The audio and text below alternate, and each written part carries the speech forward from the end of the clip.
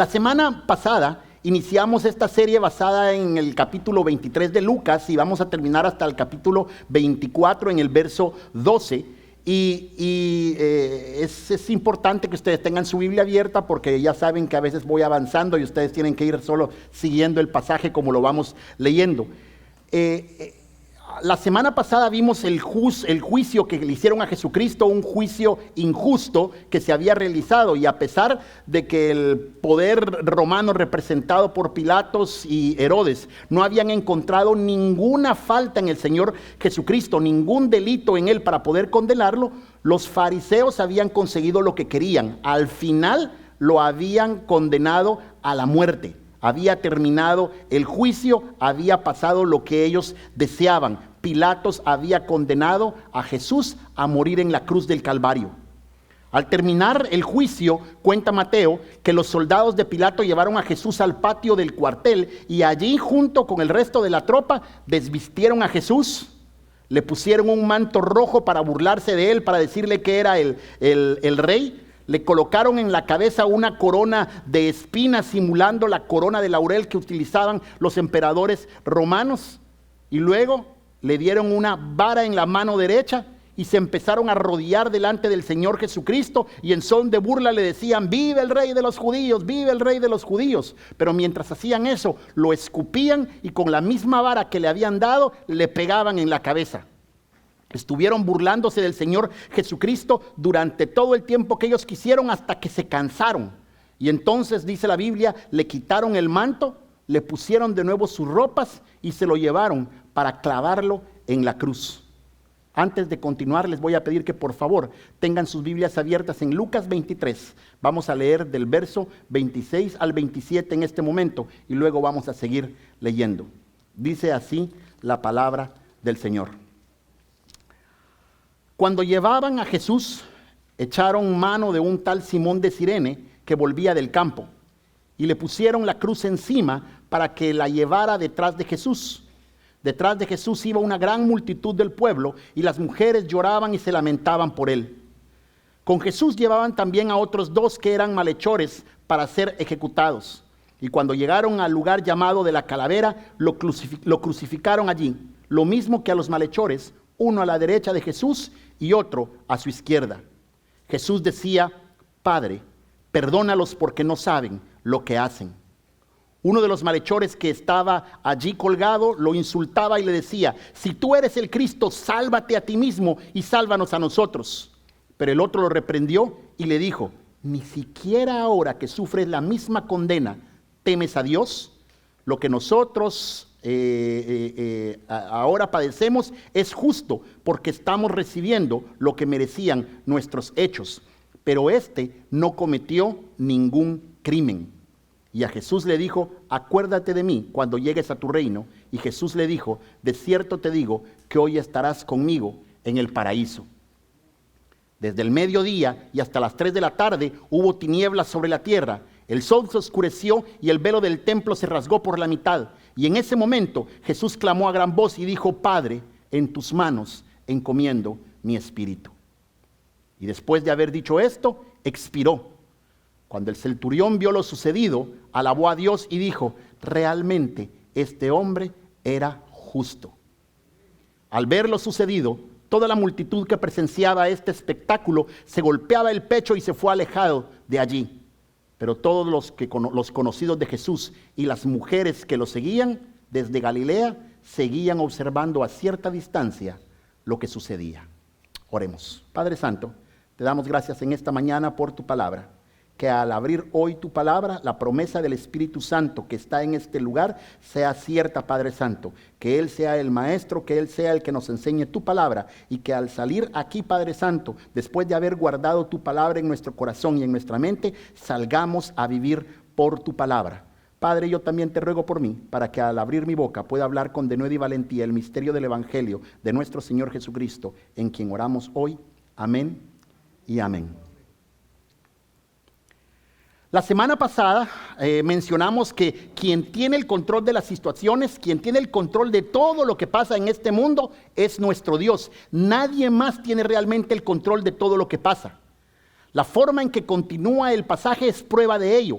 Aquello que nos parece a nosotros fortuito, lo que nos parece a nosotros fruto del azar, lo que nos parece a nosotros casualidad, nosotros tenemos que aprender a llamarlo la providencia de Dios.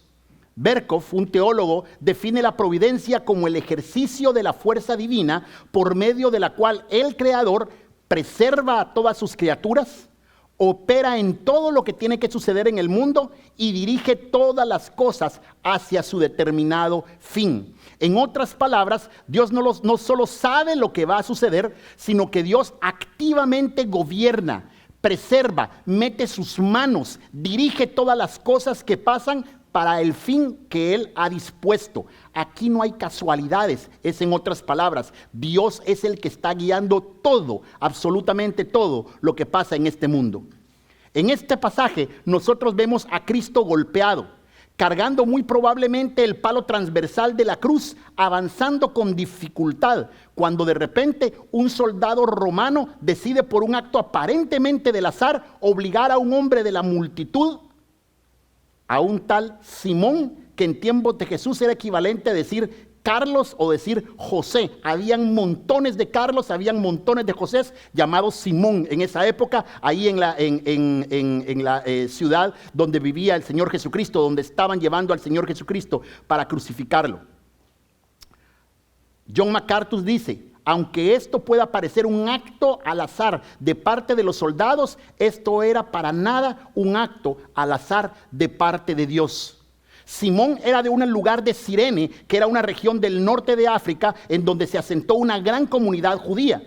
Marcos añade otra pista, que él era el papá de Alejandro y de Rufo, y haber mencionado el nombre de los hijos hace pensar que esos hijos de Simón de Cirene eran ya personas muy conocidas dentro de los cristianos de esa época, y tal vez ese Rufo es el mismo Rufo que Pablo llama elegido del Señor, y que después dice: la mamá de Rufo, es decir, la esposa de Simón de Cirene, para mí era como mi propia mamá.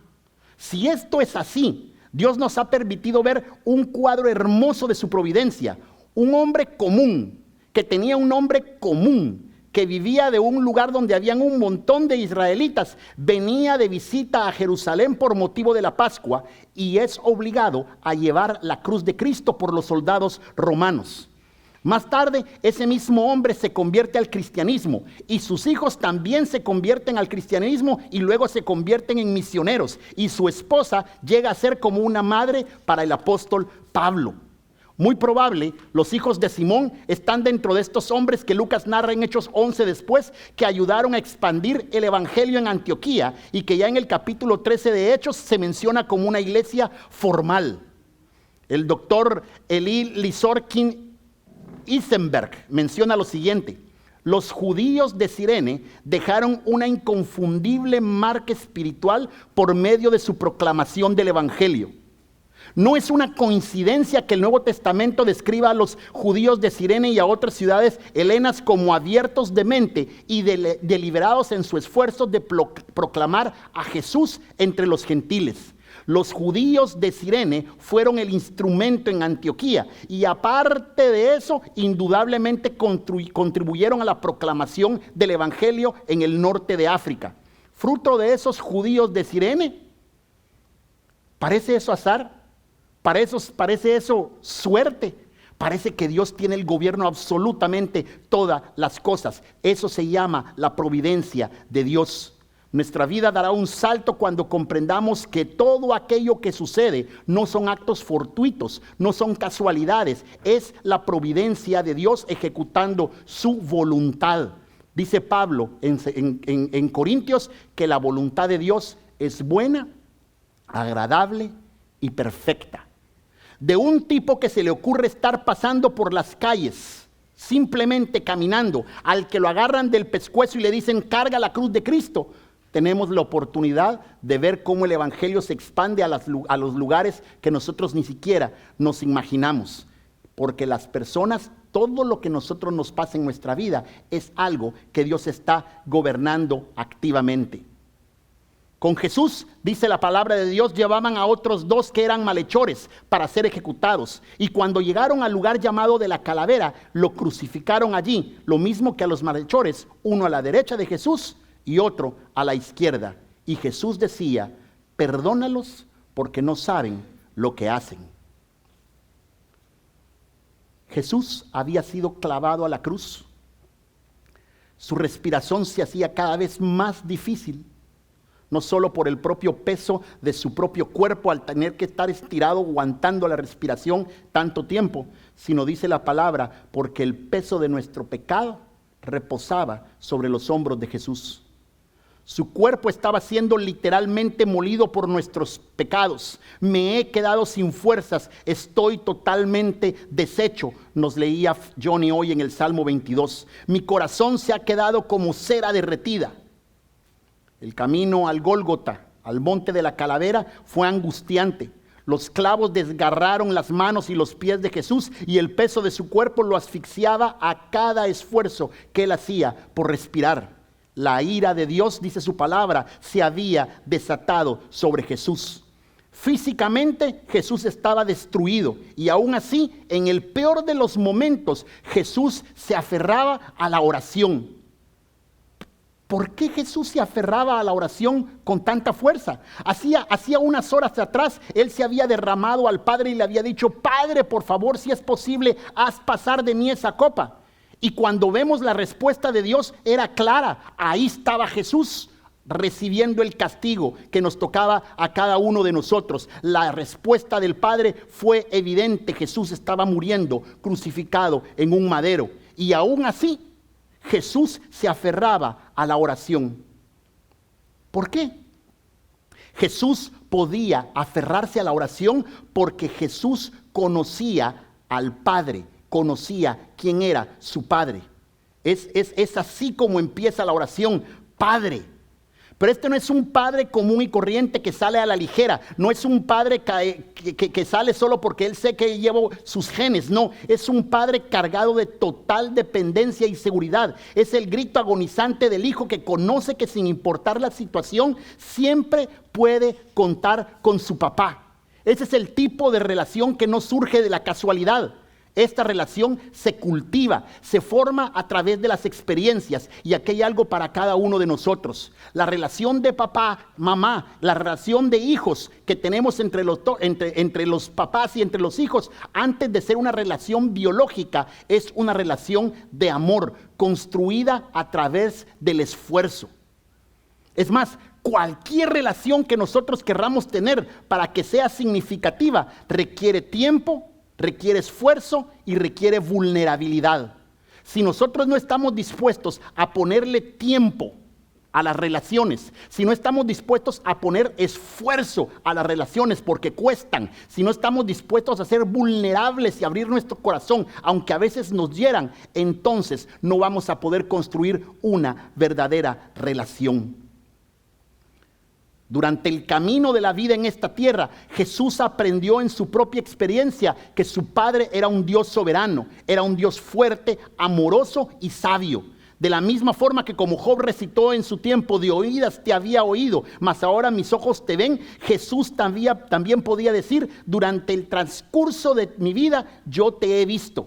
Te he visto al levantarme y hemos platicado. Te he visto a cada paso que doy y te he visto mientras me pongo la ropa y mientras tomo mis alimentos. Te he visto mientras voy de casa al campo y te he visto mientras trabajaba y siempre he seguido tu consejo. De la misma manera, Dios nos está invitando a nosotros a conocerlo, a que le podamos decir a Dios mismo: yo también te he visto cuando vengo de vuelta a mi casa, hemos cenado juntos, has oído mis historias, yo he oído las tuyas, yo soy tu hijo y tú eres mi padre. Me oyes cuando hablo y yo te oigo a ti cuando tú me hablas a mí.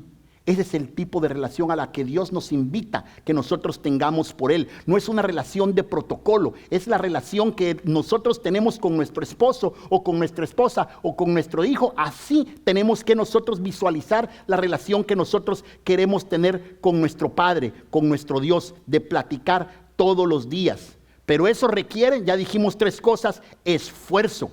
No se da la relación así nomás. Dios nos puso en relación con Él, pero nosotros tenemos que seguir platicando, nosotros tenemos que seguir invirtiendo tiempo. Es a través de esa relación, es a través del camino que el Hijo había aprendido a confiar en el Padre, aún en este momento en que el Padre parecía estar lejano.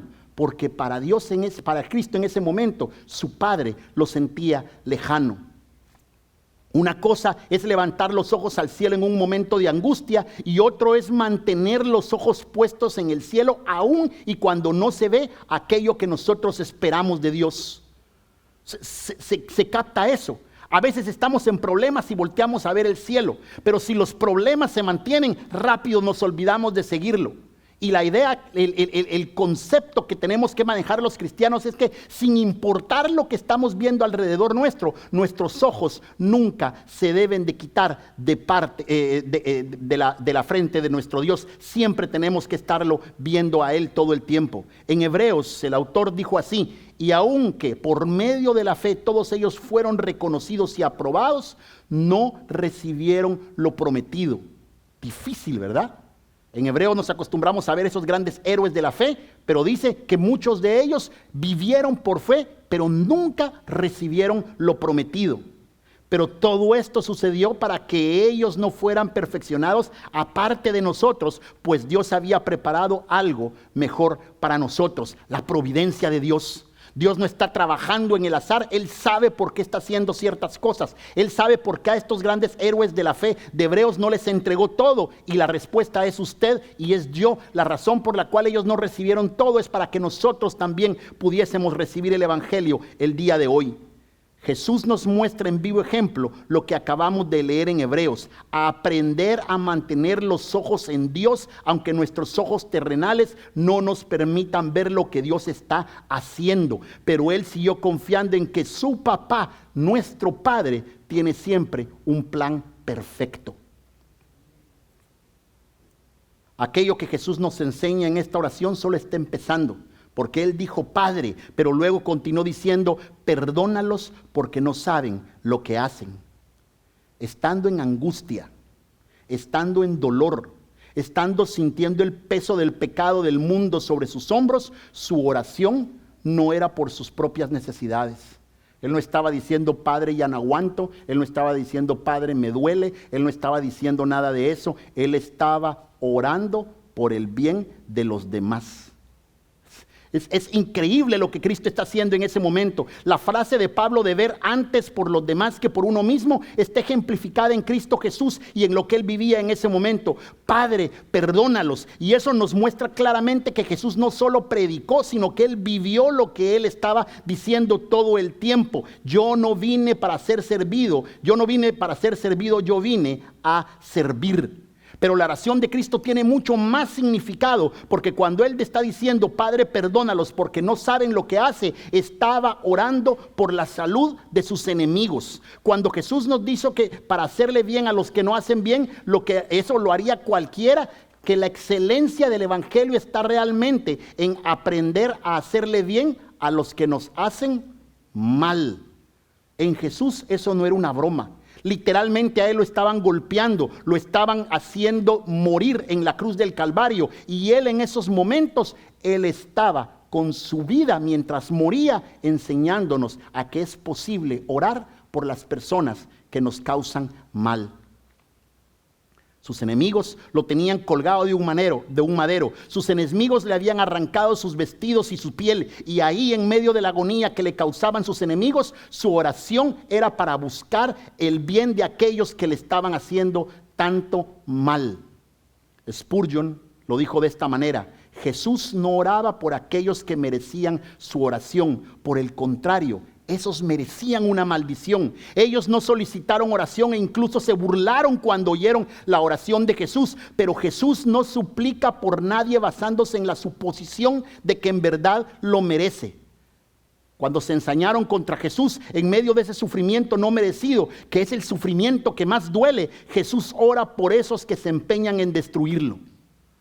Podemos ver la grandeza del Evangelio en esta frase. Podemos ver la grandeza del Evangelio aquí. Sabiendo que no lo merecemos, Jesús está de nuestro lado. No importa qué tan lejos nos sintamos o qué tanto estemos enemistados con Dios, su amor cubre por completo toda la brecha que existe entre Dios y nosotros. No importa qué tan lejos nos sintamos, nunca estamos lo suficientemente lejos para que su amor no nos pueda alcanzar. Además, nos recuerda que una vida que se vive en el poder del Evangelio es aquella que intercede por las demás personas, es aquella que vive por las demás personas, que sirve precisamente a aquellos que creemos que no lo merecen.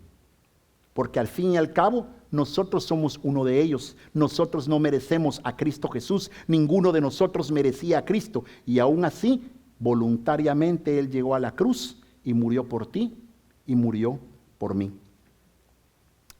Como ya les había comentado, Jesús no iba solo a la cruz del Calvario. Habían 2 malhechores que lo acompañaban esa tarde y sufriendo el mismo destino, morir en la horrenda cruz. Lucas continúa narrando de esta manera. Uno de los malhechores que estaba allí colgados lo insultaba y le decía: si tú eres el Cristo, sálvate a ti mismo y sálvanos a nosotros. Pero el otro le reprendió y le dijo: ni siquiera ahora que sufres la misma condena, ¿temes a Dios? Mientras la agonía de Jesús prosigue, Lucas centra su atención en un ladrón crucificado a la par de él. San Agustín, ese gran pensador de la antigüedad, llamó a este hombre un ladrón digno de ser alabado y admirado. Muchas cosas pueden decirse de Cristo que estaba colgado en el madero. Lo menos que se puede decir es que irradiaba gloria. Ver a ese Cristo allí no era un wow, miren qué grande está Cristo allí. No, nuestro Dios colgado en ese madero estaba debilitado, destrozado, humillado. Y Pablo dice en su palabra que el Dios de los cielos se despojó de su gloria y se hizo siervo. Se hizo uno más en medio de nosotros y estando en la condición de siervo fue muerto. Las voces de los que estaban alrededor de la cruz en ese momento se burlaba de Cristo y daba pena verle su rostro y ellos mejor volteaban la cabeza. La vitalidad de Cristo había huido hace ratos del cuerpo de él. Cada respiración le dolía y eso era evidente para todos los que estaban alrededor de nuestro Señor Jesucristo. Alguien de la multitud le gritaba a Cristo desde abajo: si es que eres Dios, que se baje solo de ese madero. Y la gente que estaba alrededor se reía. Si es realmente quien dice ser, si a tantos ha salvado, que se salve a sí mismo, gritaban. Y la muchedumbre se volvía a reír. Yo no sé cómo son ustedes, pero cuando yo estoy en aprietos, busco a alguien que parezca que tiene poder y medios para ayudarme. Acudo a alguien que pueda ofrecer algo para resolver mi situación.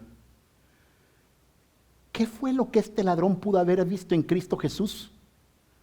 ¿Qué fue lo que ese ladrón vio en él? Sinceramente a mí me cuesta verlo con estos ojos de humano. A la luz de la escena en la cruz del Calvario, lo único que logro ver es a un hombre moribundo clavado en un madero, acompañado de 2 más que corren con la misma suerte, condenado a morir en la cruz por los romanos.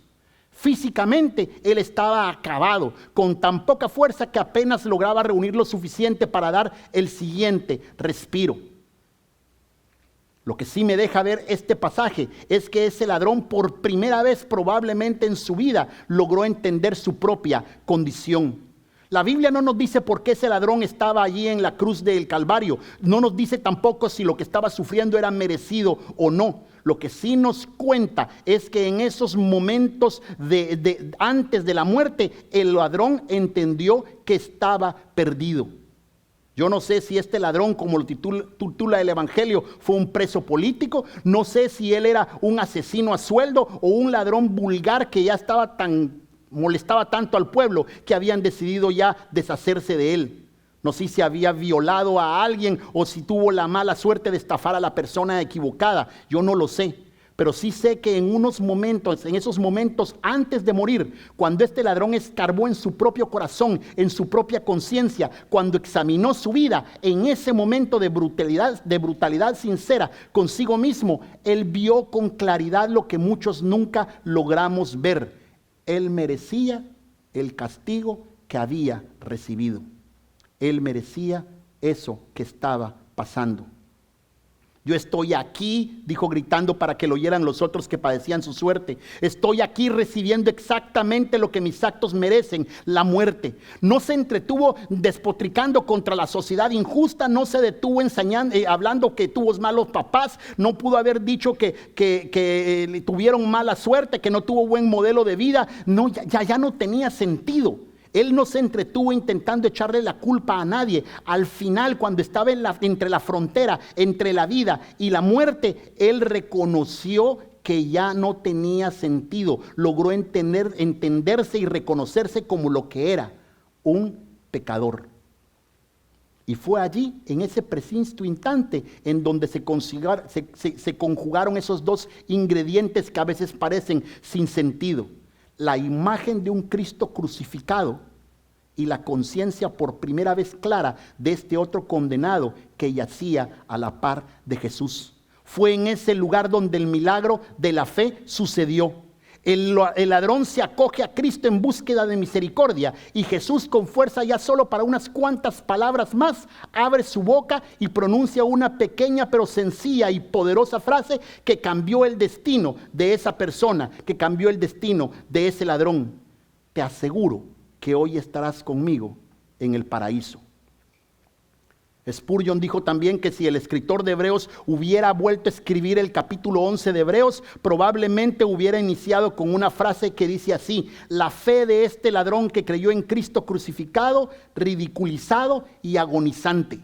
Porque eso fue lo que él vio allí en la cruz. Contra toda la razón, porque el mensaje de la cruz es locura, dice la palabra de Dios, para los que se pierden. Él voltea a ver a Jesús destrozado y en el último suspiro, luego de considerar su pecado, decide poner la fe en ese hombre que, al igual que él, estaba a punto de morir en la cruz, a punto de morir en el madero. El ladrón, en plena conciencia de su condición, recibe de Dios el don de la fe para creer en Cristo. Es así nada más. Tiene que recibir, porque nadie en su sano juicio va a creer en ese Cristo que está siendo molido por sus pecados. Pero Dios le da el don de la fe y, estando en esa condición, Él le dice al Señor Jesucristo: yo ya no puedo, por favor, ayúdame. Y también nos enseña algo hermoso, que Cristo, en el punto más débil de su humanidad, tenía suficiente poder para salvar a ese mísero pecador. Eso no tiene ningún sentido. Con toda razón, Pablo dijo que la predicación del evangelio es eso, una locura, pero es una locura que salva. El día de hoy, mientras Cristo responde: hoy estarás conmigo en el paraíso, debe ayudarnos a reconocer nuestra insuficiencia delante de Dios. Solo reconociendo nuestra debilidad es como encontramos el verdadero poder de Dios para salvación. Solo cuando reconocemos que no tenemos absolutamente nada para impresionar a Dios, sino que necesitamos de su favor, es que nosotros podemos encontrar el poder de la salvación. Porque en ningún otro cuadro queda tan clara la idea de que lo débil de Dios es más fuerte que lo más fuerte de los hombres. Cristo, en su tremenda agonía, tenía el suficiente poder para salvar a este hombre. Y no solo a ese hombre, sino también tiene el poder para salvarte a ti y para salvarme a mí. Esta frase de Cristo nos debe ayudar a entender que el pecado que habita en nosotros es una cárcel de la que no podemos escapar por nuestros propios medios, y de la cual es la pena merecida es la muerte. No podemos hacer nada por ello. Pero al mismo tiempo, nosotros debemos entender que el día de hoy, al oír de nuevo esa frase: hoy estarás conmigo en el paraíso, nos debe ayudar a entender que, sin importar cuál es nuestra condición, sin importar cuál es el pecado que nosotros tenemos, sin importar qué tipo de vida nosotros estamos viviendo, la gracia de Dios es infinita. La gracia de Dios no tiene límites y, sobre todo, nunca es tarde para acogernos bajo las alas de su gracia. El tiempo se está yendo, así que si ustedes quieren oír la conclusión de este sermón, los invito a que vengan el viernes que viene, en 5 días, a las 6:30 de la tarde, Y vamos a empezar precisamente en donde nos estamos quedando el día de hoy. Los esperamos aquí a las 6:30 de la tarde. Vamos a empezar viendo a Cristo llegando hacia la tumba fría. Pero no puedo terminar sin antes recordarnos que lo que ya hemos dicho el día de hoy. Jesús, en medio de su dolor, se aferró a su papá. Yo no conozco en qué situaciones estamos cada uno de nosotros, pero apuesto sin ningún problema a que todos nosotros hemos sufrido y tenemos problemas o estamos en este momento en situaciones que nos parecen fuera de control. Lo cierto es que sin importar qué es, si Cristo en la cruz del Calvario, siendo molido, volteó a ver y dijo, papá, nosotros podemos hacer lo mismo todos los días de nuestra vida y voltear a Cristo y decirle, papá, aferrarnos a Él, abrazarlo a Él, gritarle a Él, buscarlo a Él, porque Él está allí. Esta invitación está abierta para nosotros y sin importar dónde nos encontremos el día de hoy, siempre podemos aferrarnos a nuestro papá, que es bueno, que es agradable, que es perfecto, que hace todo y lo hace siempre bien. Pero para poder hacer eso, primeramente tenemos que reconocer nuestra debilidad. Es como el primer paso de Alcohólicos Anónimos, ¿verdad? Es atrever a decirnos, Señor, yo no puedo. Señor, esto está fuera de mi control. Señor, es imposible. Tú sí puedes hacerlo. Por favor, ayúdame. Es hasta que entendemos que en nuestras propias fuerzas no la podemos hacer, que estamos en la perfecta posición para acercarnos a Dios. Y Dios, que es tan amoroso y tan precioso, en el preciso momento en que nosotros hacemos a eso, nos voltea a ver y nos dice, hoy mismo, tú estarás conmigo, hoy tú estás conmigo. Y eso es lo que nosotros tenemos que aprender a decirle a nuestro Dios absolutamente todos los días de nuestra vida. Inclinamos nuestro rostro y vamos a orar. Gracias, Padre Santo, porque en este cuadro tan triste de ver a Cristo Jesús en la cruz del Calvario, siendo molido por nuestros pecados, Él era santo, Él era justo, no merecía lo que estaba pasando. En medio de eso, Él abrió su boca para bendecir a aquellos que estaban escupiéndolo, aquellos por los cuales Él estaba muriendo. Y ahí en la cruz, yo era uno de ellos.